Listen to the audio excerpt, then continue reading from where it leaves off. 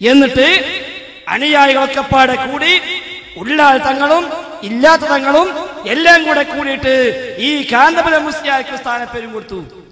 അതെന്താ? ഖമറുൽ ഉലമാ. കൊടുത്ത സ്ഥാനപ്പേര് ഖമറുൽ ഉലമാ. ഹസൻ സഖാഫി പറയുന്നു, കൊടുക്കാൻ പറ്റിയ പേര് തന്നെയാണ്, കൊടുക്കാൻ പറ്റിയ പേര് തന്നെയാണ്. എന്തുകൊണ്ട്? സഖാഫി പറഞ്ഞോട്ടെ, ആ പേര് കൊടുക്കേണ്ടത് എന്തുകൊണ്ട് സഖാഫി വിശദീകരിക്കും, ശ്രദ്ധിക്കുക. ഇപ്പൊ ഇയാൾക്ക് പേരെന്താണ്? ഖമറുൽ ഉലമാ. ഖമറുൽ ഉലമാ. ഇയാൾക്ക് ആദരവ് ഇല്ല എന്ന് ഇവർക്ക് തന്നെ അറിയാം. ഉള്ള ആദരവ് നഷ്ടപ്പെട്ടിട്ടുണ്ട്. അങ്ങനെ ഇപ്പൊ മലപ്പുറം ജില്ലയിലെ കുണ്ടൂരിൽ വെച്ചിട്ട് കാന്തപുരത്തെ ആദരിക്കൽ എന്ന ചടങ്ങ് ഇപ്പൊ കഴിഞ്ഞ മാസം ഉണ്ടായിരുന്നു. ആയിരക്കണക്കിന് വാഹനങ്ങൾ കൊണ്ടുവന്നിട്ട് ഇയാൾ ആദരിക്കൽ, എന്നിട്ട് പരസ്യമായി ഇയാൾക്കൊരു പേരും ഖമറുൽ ഉലമാ. ശംസുലമക്ക് പകരമായിട്ട് നല്ല പേരാണ്. പകരേതായാലും പുറത്തു വരാൻ പറ്റാത്ത ജാതിയാണല്ലോ. രാത്രി പ്രത്യക്ഷപ്പെടുന്നതിന്റെ പേരാ ഖമർ എന്നാല്.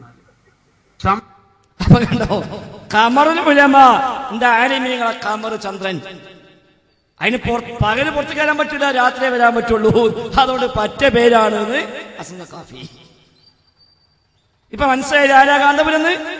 വിഷയത്തിൽ ആദ്യ ഭാഗം അവസാനിക്കുക. ഇനി രണ്ടാമത്തെ വിഷയം എന്തിനാ മർക്കസ്.